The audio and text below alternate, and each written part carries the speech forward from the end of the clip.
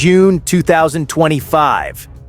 Deep underground in the mountains of Iran, scientists worked on the world's most dangerous project. Above them, something moved through the darkness. Something they couldn't see. Something they couldn't stop. In the next 60 minutes, everything would change. For years, the world watched Iran dig deeper. The Fordo facility sat buried under hundreds of feet of solid rock. Natanz sprawled across the desert, its centrifuges spinning day and night. These weren't just buildings, they were fortresses, built to survive anything. Iran believed they were untouchable. They had Russian air defense systems. They had radar networks covering every inch of sky. They had underground bunkers that laughed at conventional bombs, but they made one mistake. They forgot about the Ghost, the B-2 Spirit, America's invisible bomber, a flying wing that costs more than its weight in gold, a machine that can carry 30 tons of death and vanish like smoke. The Pentagon had watched Iran for months. Satellite images showed new construction. Intelligence reports confirmed the worst. Iran was closer than ever. The clock was ticking. A decision was made. Operation Silent Thunder was born. The mission started on an island most people have never heard of, Diego Garcia, a tiny dot in the Indian Ocean. 3 B-2 bombers sat on the runway. Their black skin absorbed light like a hole in reality. Maintenance crews loaded the weapons. Each bomber carried something special. The GBU-57, the massive ordnance penetrator, 30,000 pounds of guided destruction, designed for one purpose, to kill mountains. The pilots climbed into their cockpits before dawn. No fanfare, no speeches, just professionals doing the impossible. They knew the risks. One mistake meant war. One error meant their names on a memorial wall. The engines whispered to life, not roared, whispered. Even their sound was designed to hide. At exactly 0300 hours, the first bomber rolled forward, then the second, then the third. They lifted into the darkness and disappeared, but they weren't alone. Thousands of miles away, an Ohio-class submarine slid through the Persian Gulf. Not a nuclear missile boat, a modified Hunter. The USS Michigan carried 154 Tomahawk cruise missiles in vertical launch tubes. Silent, patient, deadly. Above the Gulf, an aerial armada assembled. F-22 Raptors, F-35 Lightning fighters, EA-18G Growlers packed with electronic warfare gear, tanker aircraft carrying millions of pounds of fuel. This wasn't a strike. This was an invasion of the sky. The B-2s flew for hours. They crossed oceans. They skirted nations. Every mile was calculated. Every turn planned months in advance.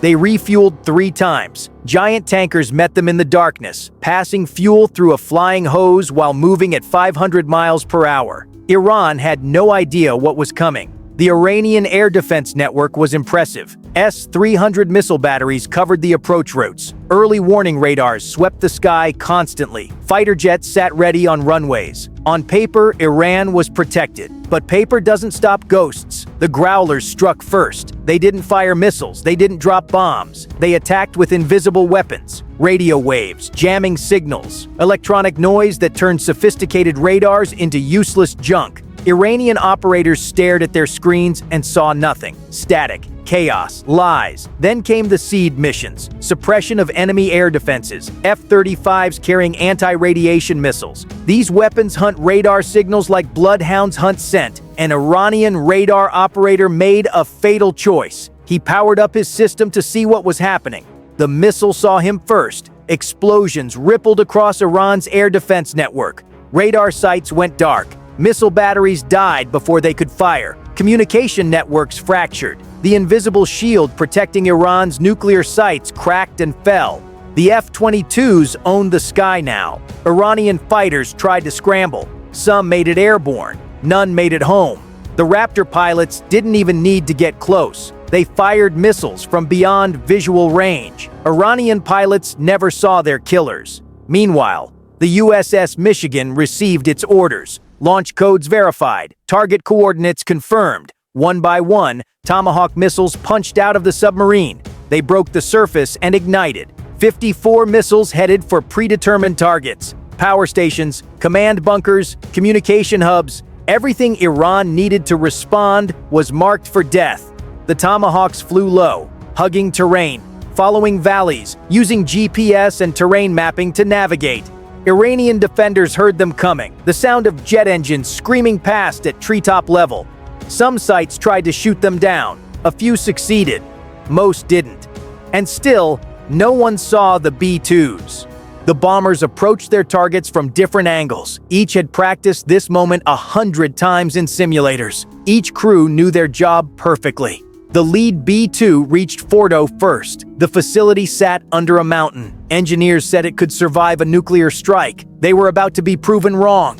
The bomb bay doors opened. Wind screamed into the aircraft. The first GBU-57 dropped free. 5 tons of precision-guided fury. Its GPS guidance activated. Small fins adjusted its path. It fell through the darkness like a vengeful god. Microsecond. Scientists who thought they were safe learned the truth. There is no safe.